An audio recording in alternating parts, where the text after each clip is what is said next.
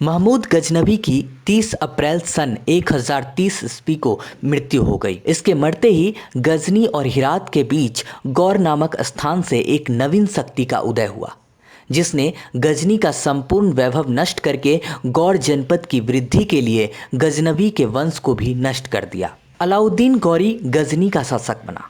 उसकी मृत्यु के बाद सन 1173 ईस्वी में शहाबुद्दीन गौरी, जिसको मोहम्मद गौरी भी कहा जाता है, गजनी का शासक बना। इसका छोटा भाई गयासुद्दीन गौर जनपद का शासक बना। शहाबुद्दीन गौरी अलाउद्दीन गौरी का भतीजा था। मोहम्मद गौरी ने गजनी पर अपना शासन स्थिर करके संपूर्ण अफगानिस्तान पर आतंक जमा लिया। फिर उसने भारतवर्ष की ओर बढ़ने का विचार किया। उस समय भारतवर्ष में पृथ्वीराज चौहान का शक्तिशाली शासन दिल्ली एवं अजमेर पर था। जयचंद राठौर का कन्नौज पर शासन था। उससे पहले गौरी ने सन 1175 ईस्वी में इस्माइल के कबीले को मुसलमानों को हराकर मुल्तान पर अपना अधिकार कर लिया। लाहौर न जीत सकने के कारण उसने खुसरो मलिक के साथ संधि कर ली और गजनी लौट गया। उसके चले जाने के बाद खुसरो मलिक ने खोखर जाटों की सहायता से सियालकोट के दुर्ग पर डेरा डाल दिया। यह सूचना मिलते ही गौरी ने आकर लाहौर पर आक्रमण कर दिया और कूटनीति द्वारा सन 1186 ईस्वी में खुसरो मलिक को जीत लिया और उसे मार दिया गया और सुबुक्तगीन वंश का अंत कर दिया और इस प्रकार लाहौर पर अधिकार कर लिया। इधर पृथ्वीराज जयचंद राठौर की राजकुमारी संयोगिता को जीत लाया था, जिसके कारण जयचंद उसका जानी शत्रु बन गया। अब सोलंकी का भी साथ मोहम्मद गौरी को था। दिल्ली पर आक्रमण करने के लिए उसे सादर आमंत्रित किया गया।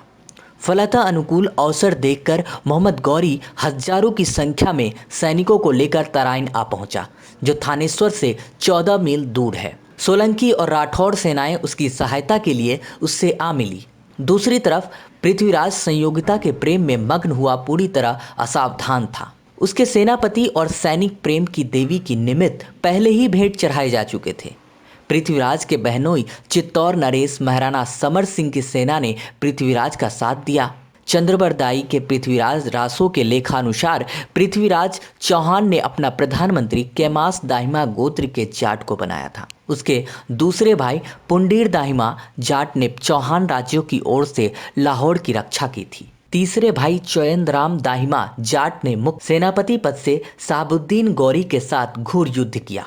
मुसलमान लेखकों ने लिखा है कि चौयंदराम जाट की दूसह तलवार से शहाबुद्दीन ने कठिनाई से ही अपनी प्राण की रक्षा की थी। पृथ्वीराज चौहान ने इस युद्ध के लिए हरियाणा सर्वखाप पंचायत और जाट खापों से सहायता मांगी। जाट खापों ने 22,000 सूरवीरों की सेना भेजी। उन्होंने बड़ी वीरता के साथ युद्ध किया और मोहम्मद गौरी की सेना को हराकर भगा दिया। पृथ्वीराज अपनी तथा सहायक सेना एवं जाट सूरवीरों के साथ सन 1191 ईस्वी में तराइन के युद्ध क्षेत्र में गौरी सुल्तान की सेना से जा टकराया।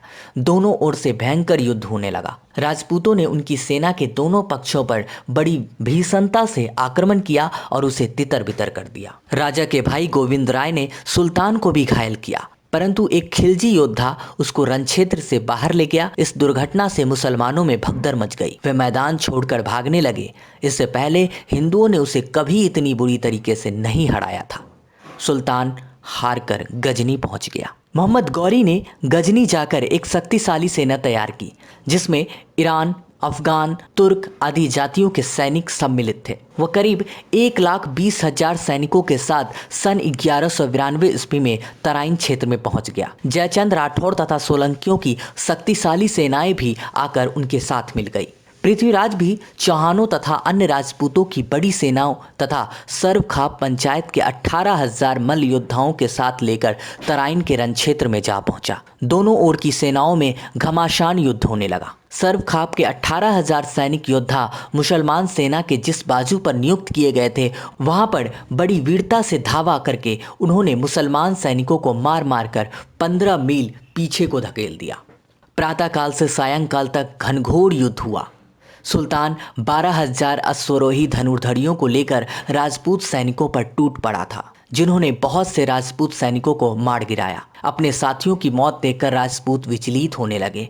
मुसलमानों के सामने लड़ने का साहस खोने लगे। जाट सैनिक युद्ध करते करते वीरगति को प्राप्त हुए। मुसलमान इतिहासकारों का मानना है कि पृथ्वीराज युद्ध भूमि छोड़कर भाग गया, परंतु सिरसुती यानी सरस्वती के पास जाकर पकड़ा गया और मार दिया गया। सुल्तान विजयी रहा। पृथ्वीराज की हार के बाद राजपूत संभल नहीं सके और इनकी शक्ति कम होती गई।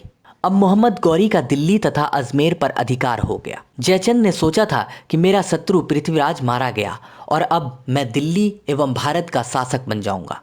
किंतु देशद्रोह का फल चखाने के लिए सन 1194 ईस्वी में सुल्तान गौरी ने कन्नौज पर भी प्रबल आक्रमण कर दिया, जिसकी जयचंद को तनिक भी आशा न थी। दोनों ओर की सेनाओं में यूपी के इटावा जिले में चंद्रावर नामक स्थान पर जमकर युद्ध हुआ। युद्ध के अंत में राजा जयचंद मारा गया। इसके बाद विजयी सुल्तान बनारस पहुंचा। उसने मंदिरों को तुड़वाकर और उनके स्थान पर मस्जिदें बनवाने की आज्ञा दी। कन्नौज, बनारस आदि के 200 मंदिरों को तुड़वाकर अपना धनराशि 4000 ऊँटों पर लादकर तथा लाखों हिंदू गुलाम साथ लेकर मोहम्मद गौरी गजनी पहुंच गया। गजनी जाने से पहले सुल्तान गौरी ने अपने गुलाम कुतुबुद्दीन ऐबक को भारत में अपना राज्य का उपशासक नियुक्त कर दिया था। इसने भारतवर्ष के अनेक प्रदेशों को जीत लिया। मोहम्मद गौरी का गुलाम मोहम्मद बिन बख्तियार खिलजी भी था। उसने सन 1197 ईस्वी में बिहार को जीत लिया और वहां के बौद्ध विहार तथा स्तूपों को नष्ट कर दिया और अनेक बौद्ध पुस्तकों को नष्ट कर दिया। इससे बौद्ध धर्म की शक्ति को बड़ा धक्का लगा। फिर उसने बंगाल को जीत लिया। वह बिहार, बंगाल और गौड़ी का उपशासक बनकर राज्य करने लगा। खोखर जाट बड़े वीर थे। वीरता जाट जाति का जन्मजात गुण माना जाता है। जिस गजनवी के नाम से बड़े बड़े राजा महाराजा भय खाते थे, जाटों ने उस गजनवी को लूटकर उसके दिल में भय पैदा कर दिया। यह ऐतिहासिक प्रमाण है कि इन खोखर जाटों ने दिल्ली के तोमर जाट राजाओं से वैवाहिक संबंध रहे थे। इन खोखर जाटों ने झेलम के आसपास अपना राज्य कायम किया। जब गौरी ने दिल्ली पर कब्जा कर लिया, राजा पृथ्वीराज की हत्या कर दी, तो जाट खापों ने गौरी के खिलाफ बगावत का बिगुल बजा दिया। गौरी ने हिंद की जनता पर अत्याचारों की बाढ़ ला दी। 1205 से 1206 में खोखर जाटों ने लाहौर पर अधिकार कर लिया तथा पंजाब के शासक बनने की घोषणा कर दी। सन 1206 ईस्वी में खोखरों को दबाने के लिए गौरी फिर भारत आया। जब वह लाहौर से 15 मार्च 1206 ईस्वी को गजनी वापस जा रहा था, तब धम्यक के स्थान पर मुल्तान के 25,000 खोखर जाटों ने गौरी की सेना पर धावा बोलकर मोहम्मद गौरी का सिर काट लिया। उसके मरते ही गौरी का विशाल साम्राज्य ऐसे अस्त हो गया मानो वह जादू का चमत्कार था।